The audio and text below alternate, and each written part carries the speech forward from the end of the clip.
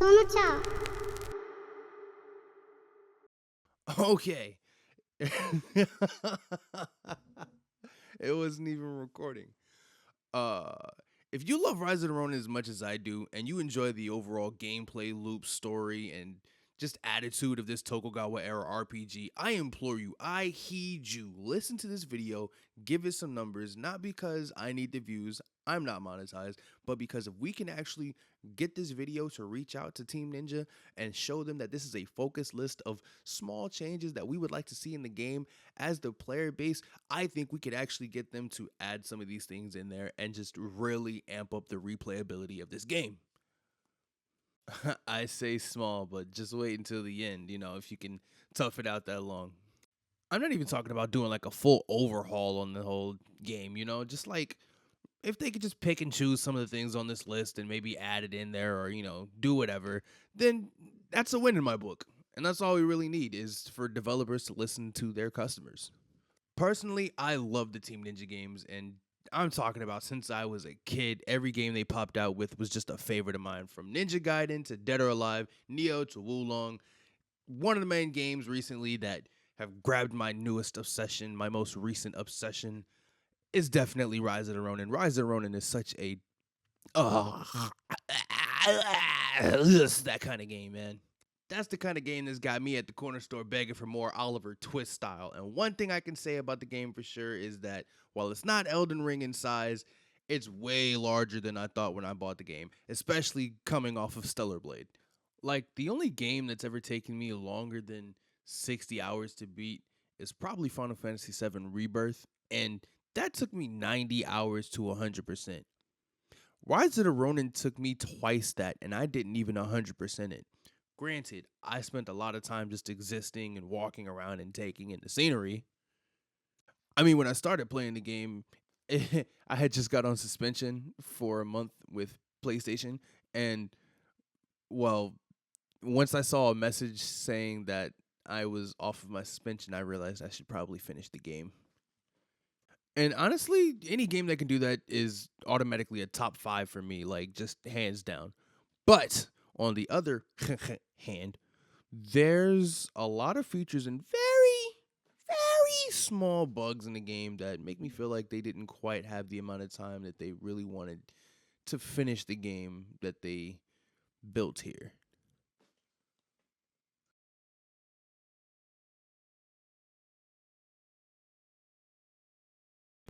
I'm going to talk about this first part just because it's a relatively short section and the bugs in this game really don't affect the gameplay at all.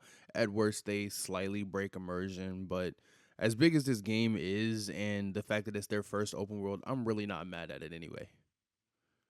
This list is from least importance to rising. Rising. As I said, the issues in the game really aren't game breaking, and I'm sure that the common things they already know about, considering they just did 2 updates in the past month for this game. But things like assets disappearing and reappearing are one of the few things that can really break immersion if it happens too often.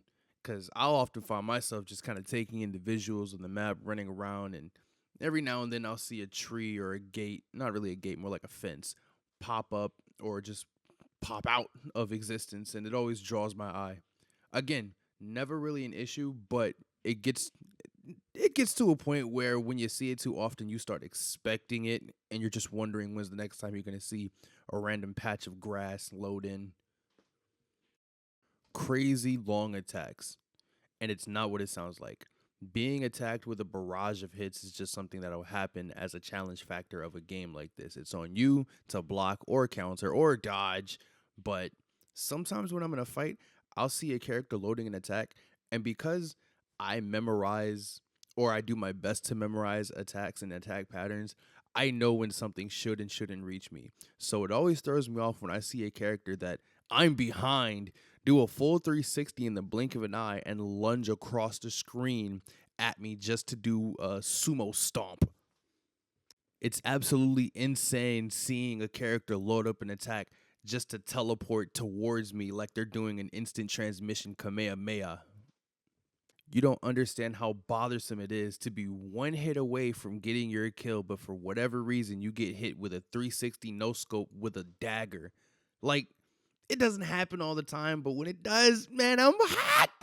You have some nerve showing up here. I wouldn't underestimate us if I were you. Yeah, this is absolutely something I'm about to talk about because it really blows me. But we need indefinite emotes. I like walking around and pretending like I live in this brutal era of Japan.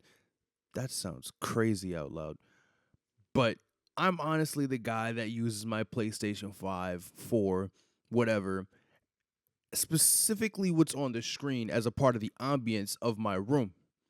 And being able to go to the river and just sit down and watch the waves or stand next to old Jedediah and blow some rings without having to reset the emote every 5 seconds would probably give that immersion thing a big plus 10. Every emote can't be infinite. I get that. No one in their right mind would be trying to bow for 45 minutes straight. But I mean, let me lay up by the campfire and watch the sunset. It's just so beautiful. Oh, wait, let me lay back down. But seriously, if games like Fortnite and First Descendant, games where you're basically being shot at every 5 seconds, can have infinite emotes, a mostly single player game like Rise of the Ronin absolutely needs to have these infinite emotes. It's just it's just tops. And another thing, this umbrella emote is so fire, but why do I have to walk so damn slow? We need to talk about this because I should not just be able to walk normal speed. I should be able to walk slow and even ride the horse or even sit with the umbrella and have all these options at the end of my fingers. Sit? We don't even sit in that game unless you use an emote. We'll talk about that in a minute. The actual speed of walking with that umbrella is so slow that I almost never want to use it. Because honestly, this game is so chock full of emotes that it almost leaves you nothing to the imagination. But being as highly imaginative as I am, I gotta say that some of these emotes could work so much better. And even the way that the emote wheel works could be so much better. And these are just really small tweaks that I'm talking about. Firstly, and maybe nobody shares this sentiment with me, but I gotta say it. The way that the emote menu comes up, is really clean. Like being able to pick from your 9 favorites and then hit triangle and have even more options to pick from, absolutely peak. However, I think it would be smart to set the cursor in the center of the emote square for quicker interaction as opposed to on the top left because then you have to go searching, down, down, right, right just to get to the last emote. I feel like it would be way more precise and way faster if you start your cursor in the middle. I am only speaking from experience. All players have a level of toxicity that we all want to express, even if it's just against the NPC. Part of that toxicity is being in the heat of the battle and throwing out a random taunt for the sake of it. And putting the cursor in the center of your emote square would absolutely change the game. That being said, am I the only one who doesn't like the fact that you can't emote when you're practicing in the dojo? I think it's kind of lame, especially considering a hefty amount of the characters will talk trash at you at the halfway point of their health bars. And while beating the brakes off of them for 30 straight seconds is satisfying, I would like to be able to taunt seeing as my player character is basically a mute that uses poor man's sign language. But I'll get back on the dojo stuff in a minute. I was going to talk about the emoting on horses, but like I said before, I think it's probably a little bit deeper than that. And I'm going to say it. With a game as much depth as far as combat, characters, story, weapons, I feel like the emote should be on that same level, which means yes, an emote on a horse. Yes, an emote while sitting down. Sitting down, you say. You said that earlier. There is no sitting in this game. I get it. Unless you're using an emote, you cannot sit. But one thing I realized is the button layout for this game is pretty complex, and I love that. It allows me to do so much more than I can do in any other game.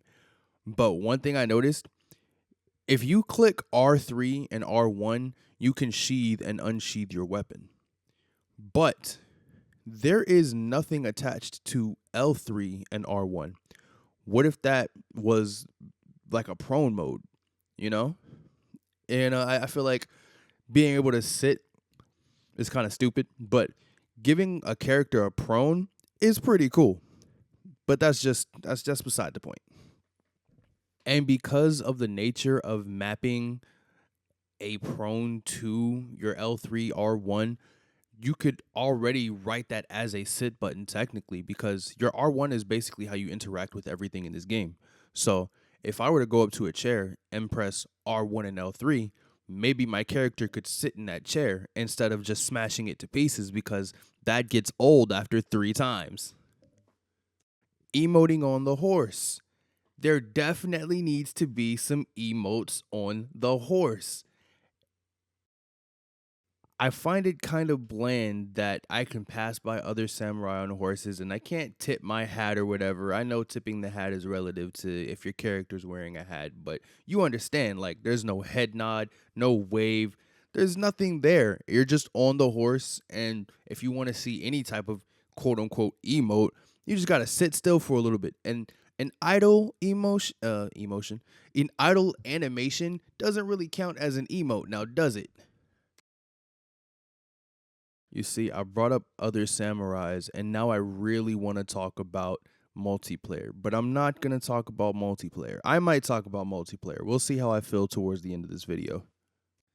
I feel a rant. I feel a rant when it comes to the multiplayer thing coming up. So I'm going to leave it alone. I'm going to leave it alone.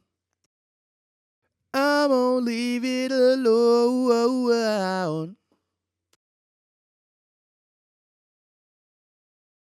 Okay, so to me, the dojos, the dojos are the best part of the game. There are so few things that you can really add to them to make the dojos better. But add some emotes and you're golden. Like, that's it. Just a little more dynamic from the emotes, and that'll make everything fire. And you know what? Add a photo mode in there too. Why can I not use photo mode while I'm in the dojo? That's lame. I will say, however, and this kind of goes back to the camera thing that I brought up earlier, but maybe some sparring partners don't need to be trapped in a small room. It works with Sana Chiba, because when she decides to defy gravity and bounce off the wall with her sonic ass homing attack, it works. But with characters that have pretty much room scaling attacks, it's not really something that's helpful for when they zip by and my camera starts spazzing out because I was close to the wall. I'm not even pinned up against the wall. I'm just close to the wall, and my camera can't keep up because it's got to navigate between me and the wall in the perfect way. And it's just no. I don't want to deal with it. I don't want to deal with that, because then by the time my camera's ready, I'm getting smacked up by Okita with his megahertz hit. I feel like I just said a whole lot of nothing just now. But in all honesty, I think once you've beaten the game, you should at least have beaten the game. You should be able to pick wherever you guys spar. There should be maps like a regular Tekken game where you can choose inside of a dojo, or you can choose a more open space that gives you a little more freedom to really work out your anger issues on the character. Like, I feel like there's way too many nice areas being fit for a fight. There are a lot of areas in this game that are fit for a really good fight, just for either the scenic view or just the open spacing, any of that stuff. I feel like you could utilize that for some of these characters, because again, Okita flying back and forth that does not help my life. That does not help my life at all. Especially Hajime Saito, his move literally zips back and forth, and that throws my camera. So, like, please let us fight on the beach, or let me have the option. Let me choose where I fight. This is why this game needs a new game plus, because I'll talk about that later. Seriously though, open fields, beaches, or even city-like areas where there's a bunch of people just standing around watching, very Street Fighter-esque. I feel like these would be really cool options to have for your dojo matches. Because honestly, I don't want to be stuck in the dojo and get trapped in the corner and have to try to cheese my way out. I'm still deciding whether or not I should talk about multiplayer in this game. Again, I will figure that out by the end of this video. But I will say there needs to be at least a PvP mode specifically in the dojos. That like it just makes sense with the PvP, or I'm sorry, with the dojos, there's no grappling hook and you only get that one set of pills that you can use to heal your character. So it's not like there's so much going on that it would just make it chaotic. It would be a nice, fair, balanced fight. And yes, I'm saying okay, all right, I'm not going to talk about multiplayer. I know it's a divisive subject, so I'm going to let that go for now. All I'm saying is it would be cool to have a 1v1 and or 2v2. Maybe. Possibly. Please. The environment. The environment, I can't spell. That's crazy. The environment visually needs nothing. It's just as beautiful as Ghost of Tsushima. Maybe it doesn't have the same graphical fidelity, but as far as style, just as beautiful. And because it's now in my head, I have to say this because I hate this phrase. People that say that a game looks like a PS2 game and is not as quality as other Team Ninja games, when I hear that, my first thought is, oh, you've never really played a PS2, huh? A statement like that, you must be way too young or something. Because early PS2 with the smaller budget games, sure. But late PS2 games looked so fuego. They had style and or graphical fidelity that just made them pop. Pop. Not to mention, a statement like that is a compliment no matter how you use it. PS2 had arguably the best games that have ever come out on console. And that was when they were being experimental. I mean, yo, new features were coming out. Yo, my favorite games were Downhill Domination, Ratchet and Clank, I Ninja, and Street, Volume 1, with the purple disc. Anyone who wasn't there, let me tell you something. This is for millennials and Zoomers, having that purple disc or the black disc for the PS1, that was the equivalent to having the orange VHS tape from Nickelodeon. It was like getting those Cartoon Network demo discs in the cereal box that always had the 2 episodes with the 3 shows and music videos and behind the scenes clips of the mayor from Fairly Odd Parents, not Fairly Odd Parents, from Powerpuff Girls, accidentally calling them the Powder Puff Girls. It's like, you don't understand that time was the greatest time for a lot of things, and saying that anything looks like a PS2 game, you don't understand how much of a compliment that is. It's a compliment, okay? Am I ranting? I'm ranting. All I'm saying is y'all y'all have nothing now. You have nothing. Y'all don't know what true joy is. Y'all were born so far into the drought that you never knew water existed. It's a travesty. And I forgot where I was going with all of this. Yeah, so saying that Rise of the Ronin doesn't look as clean as other Team Ninja games just kind of makes me think you've never played a Team Ninja game either, because honestly, most of their games, besides Wulong, most of their games have this very specific style where they're very much AAA, but in their own stylistic format. Everybody that's looking for that hyper-realistic, extra sensitive detailing in their games, they're looking for a game that is going to give them nothing, but make sure that they're happy because the visuals are there.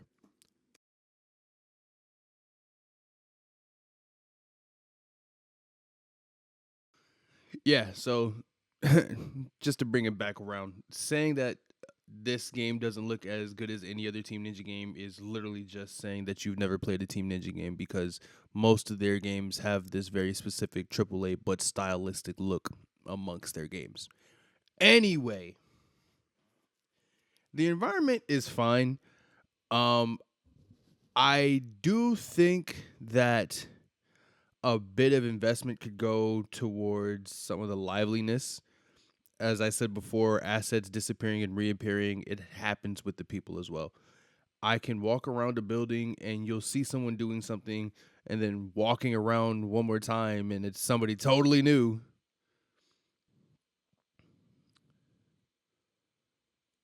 The villages and the city streets, there definitely could be a little more they could be a little more full.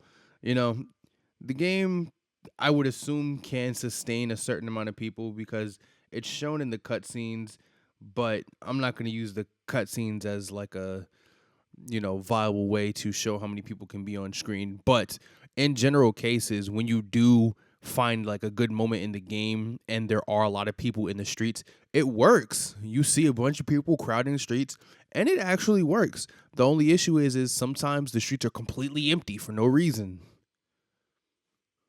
But maybe I'm wrong. I'm not a developer myself, so it could just be what the game can sustain at once, and it might just be how the game was put together and just something new that they're doing and they just have to fix it for later.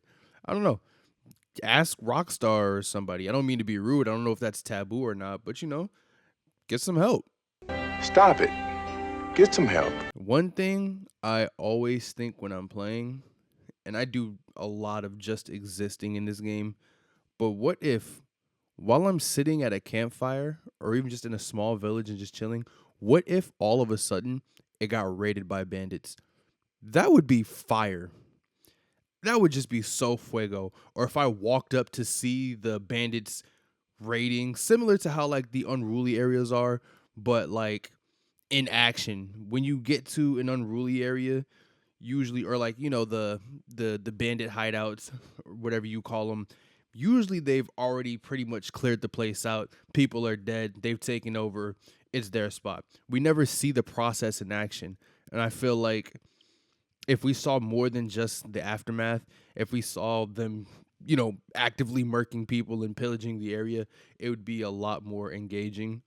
And that sounds very bad when I say it out loud, Jesus. And it could be set up completely different from how the normal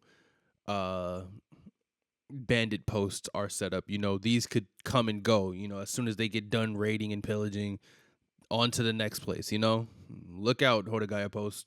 Here I come. And then, you just swoop in like Batman and take them out one by one. Just, yeah.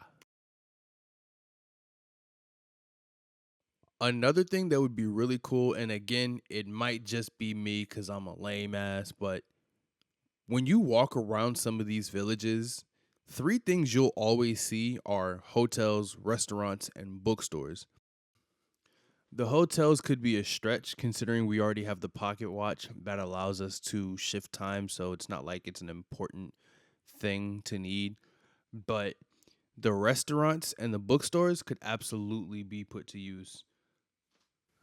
Like, could you imagine you go to one of the bookstores and you purchase a little poem or some information about that village you're in, or even like a cryptic message that gives you a small guide to where some of the secret bosses are? I mean, they're pretty easy to find if you're just wandering around like you're supposed to be, but it's always nice to have a nudge in a direction and just have something else to give to that lore. And they could be something similar to the apothecaries where they hold books, the treaties on peace, the treaties on strength, and stuff like that, things that you can buy and give them to your companions that you meet along the way, just extra stores. And then when you have the restaurants, ooh, let's talk about the restaurants. The restaurants, and I'm going to say restaurant one more time, but the restaurants, maybe they sell food that give you buffs that are just a little bit stronger and last a little bit longer than those steroid pills that your character has to pop in order to get through a tough enemy. It's a cool way to introduce traditional Japanese dishes to a player base. And the trade-off can be that you have to be at the restaurant to eat it. You know, it's not really something that you can just take on the go and have in your pocket like your pills. That sounds so weird. Your pills that you carry everywhere. And then on top of that, you could probably buy little treats, you know? The same little candy, snacks, and stuff that you buy and give to your companions. Basically, you can get more there, have them fresh made, and have an even, maybe that, I won't say have a more potent effect on the bond, but it would be a good place to get more of those because most of the stores that you run into will run out. So it'd be cool to have a restaurant that just has them. Hell, maybe you can even get some sake. I mean, hold on, actually, I feel like my protagonist should be able to get drunk.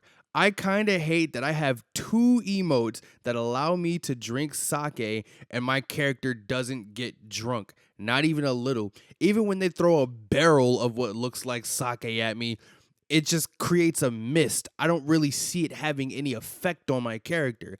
I want my character loopy doopy, like when you take 3 shots in Grand Theft Auto. I'm not saying that you should, but you should let my character get drunk, even if I have to go back to the restaurant and fill the sake just to have that trade off. I'm just saying. Anyway, these are just cool extra things that you could have to raise your bond levels. I don't know. I feel like actually you should be able to take somebody out on a date. Go to the Kabuki Theater and watch a show. The Kabuki Theater was one of the things that actually sparked the idea for this entire video because it's there. It's big and bold and flashy, and the doors are locked. I can't go inside and watch a play or anything like that. Like in Assassin's Creed Unity, you could go back to your manor, your hideout, whatever it was called, and there would always be a play going on. And it was like at least 5 or 6 different things that would go on there. And you could tell that they really put effort into like making that feel like it was lively. You know, they made it feel like there was something going on. It was always open. There was always people doing the stage play. And I feel like you could absolutely add that into this Kabuki Theater area even if you had to pay to go inside because, well, it's a theater, you know, just do what you got to do. But every time I pass by it, I just stand there looking at it thinking, yeah, they'll open it. Maybe they'll do it for a DLC or something. Maybe, probably. Please. On to the next thing, interactivity. So when it comes to interactivity, I feel like I pretty much hit everything on the head already. But to bring them full circle and just gather them back up real quick, in a nutshell, Kabuki Theater, restaurants, drank, bandit invasions. Oh, and this about the dojos, right? I've come across a couple dojos, and I don't have any specific ideas that don't necessarily involve multiplayer.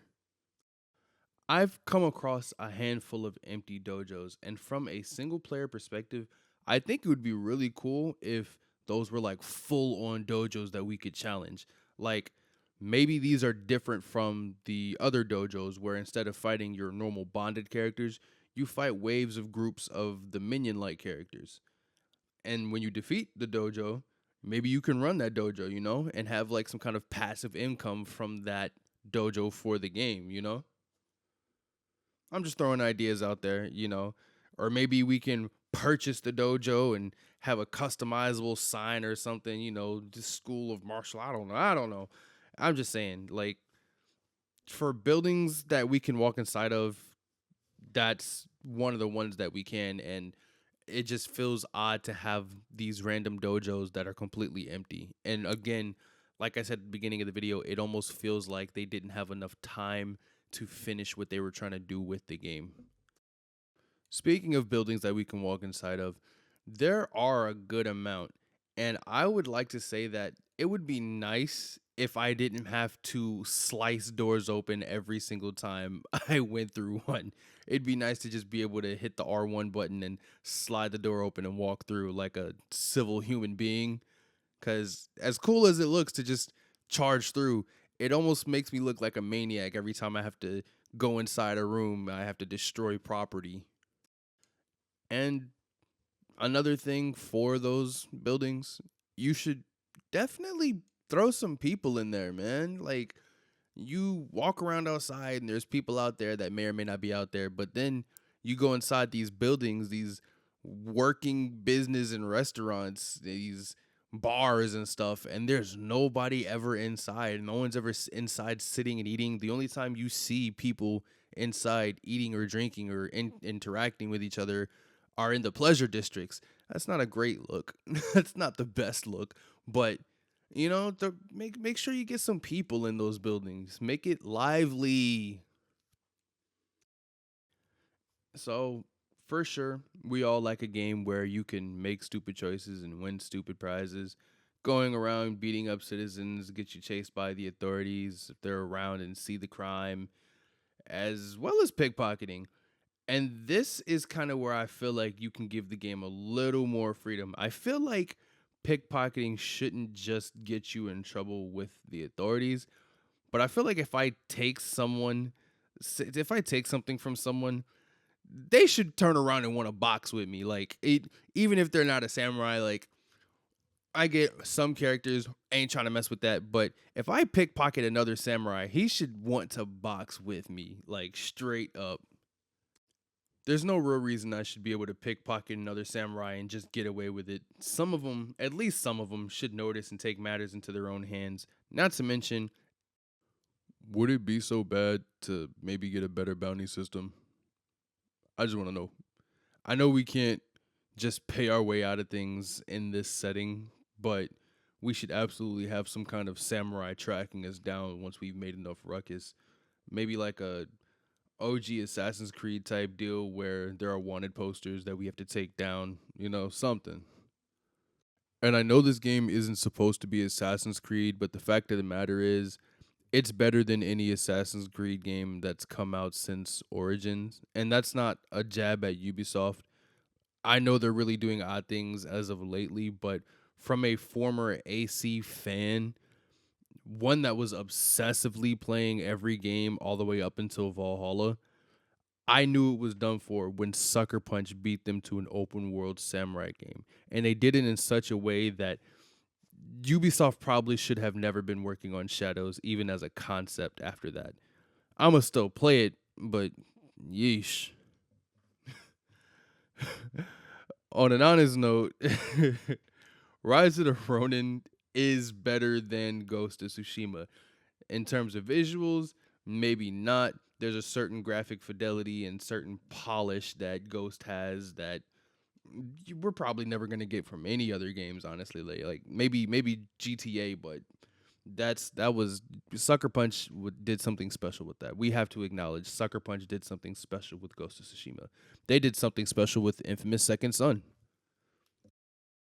But specifically in the samurai game genre, we're never getting another game like. I mean, of course, there's Ghost of Yotei from Sucker Punch, but we're probably never getting a samurai game as clean as the Ghost series for a while. For a while, every samurai game that I've played, I looked at it and I remember thinking, yeah, this looks okay. And don't get me wrong, that is not to say that there aren't good samurai games. There are tons. I'm just saying there's a certain there's a certain visual quality that Ghost of Tsushima did right. And we're probably not going to get that with too many samurai games anytime soon. I mean, Afro Samurai was probably one of the best games that personally was probably one of the best samurai games that have come out up until Ghost came out. So, I mean, that's just me. But in terms of depth of combat, intrigue, customization, and responsiveness, I think Rise of the Ronin definitely has all of those things down lock. That's just how it feels. Like there's way too much going on with Rise of the Ronin that Ghost of Tsushima, while Ghost of Tsushima did what it was supposed to and did it very well, Ghost of Tsushima doesn't have the same amount of depth as Rise of the Ronin. And that's not a bad thing. I probably shouldn't say that Rise of the Ronin is better. I will say that it's deeper though. I have, I think, like 800 hours plus in Ghost of Tsushima and almost 1,000 hours in Rise of the Ronin. And I'd probably have 2,000 if it wasn't for the fact that I do this thing. I have no idea why, but I do this thing when I get new games and I'll buy it. I'll play it for a few minutes. I'll play it for like an hour or two, and then I won't touch it for another 2 months. And then I'll get it again and start over. I'm currently doing that with Wu Shang. Like, I'm almost at my 2 month mark or however long, and I have to go back and start Wu Shang over again. Not Wu Shang, Wukong. Like, the only game that I got when it dropped and I beat it straight out what? I beat out the back. Pause. Was Stellar Blade. There are just certain ways that you can't write something when you're talking about Stellar Blade or even Dead or Alive. Like, there's just certain ways that you can't write these things, and I don't know how I let this slide. But Stellar Blade was one of the only games that I beat straight up when it dropped, and that's because, well, for one, I'm a fan of the anime AI girl genre. I mean, can't say I like Souls likes because I haven't really played too many, but I am gonna play AI Limit. And this other game I can't think of the name of. I think it's called Disorder. Disorder was like super duper close to being like my dream game. I'm still waiting for like a modern day Japanese open world street samurai game. And I'll probably be waiting until I'm like 40 until I get that. Until they even decide to give me that.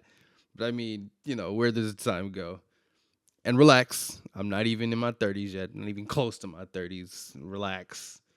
But with the length that it takes games to be made nowadays, I wouldn't be surprised if I'm still waiting for that. I'm still waiting on Project Mugen to give us some information, just something, because Project Mugen looks fire. I need that game to be a little more real. I need it to be a little more real, exist a little bit more, Like, Neverness to Everness looks great, but Project Mugen did look more fun. But I mean, it was just concept art, so who really knows anyway? Now, I was contemplating talking about possible DLC and collab ideas, but these are really just cool things I thought about in passing while playing the game. And I'm not too serious about any of these entries, but if you stuck around long enough, I really do appreciate it. And I hope that you just like and share the video as a way to get these ideas around tangibly, and it also lets me know, hey, you should make more videos. I agreed with a couple of things that you said, yada, yada, yada. Drop some comments in the comment box. Let me hear your thoughts so I'm not out of touch and whatever. And let's move on to the DLC. He's not going to talk about the multiplayer, is he? First and foremost, I know I said I wasn't serious about some of these entries, but I do feel some type of way about this first one. And when you hear me talk about it, you'll understand. I say that the absolute best option for a DLC would be some kind of Rurouni Kenshin crossover. It could be literally one mission, or it could be a full DLC for the game, maybe just like a small section where you interact with Kenshin and his gang. Personally, for me, I think it would be cool to see them in this art style. And not your average anime copy-paste look, I'm working on a separate video talking specifically about art style when it comes to anime video games, but I'll get to that later. I say this here because of the time period and the setting. Everything fits too well with Rise of the Ronin. Like, between Rurouni, like, literally where Rise of the Ronin ends, you add a few years, and that's where Rurouni Kenshin starts. You could literally start a Rurouni Kenshin DLC from when he was Botosai, and then lead it into when he becomes just Kenshin Nakamura. Kenshin Hamura. Like, that, it's way too close. You've already got I almost called them the Mibu Blue Wolves. You've already got the Shinsengumi. You've got the Seki Hotai. Like, it's too well connected. The story of Rurouni Kenshin was way too well connected. And when you look at Rise of the Ronin, if you ever seen Rurouni Kenshin and then you play Rise of the Ronin, it almost feels like you're playing the pre-story of Kenshin before he goes back to before he goes back to Kyoto. It's kind of eerie. Considering the film director Keiichi Otomo actually had a hand in making the cutscenes for Rise of the Ronin as well as the Rurouni Kenshin live-action film series, I'm surprised that this hasn't been an idea that's been circulating already. Kenshin's story basically deals with the aftermath of what happens in Rise of the Ronin. And honestly, I really want my character to have the hidden Mitsurugi Ryo style because whew, that junk is so cold. If you ever watch Ronin Kenshin, that is so cold. All of his attacks are so fuego. Like, y'all don't understand. I dream that. I dream of that. The Hiten Mitsurugi Ryu style. Ooh, I dream of that. Anyway, even if it's not a full DLC, I feel like I should be able to at least customize characters to look like characters from the show. You know, just to have that. Like, I've already basically done that. I've got the X-shaped scar on my character's face, the red hair. I've pretty much leveled up my wooden katana so that it's extremely powerful, but it doesn't kill. And then I put a regular sword skin over the top of it just to make it that reverse edge blade.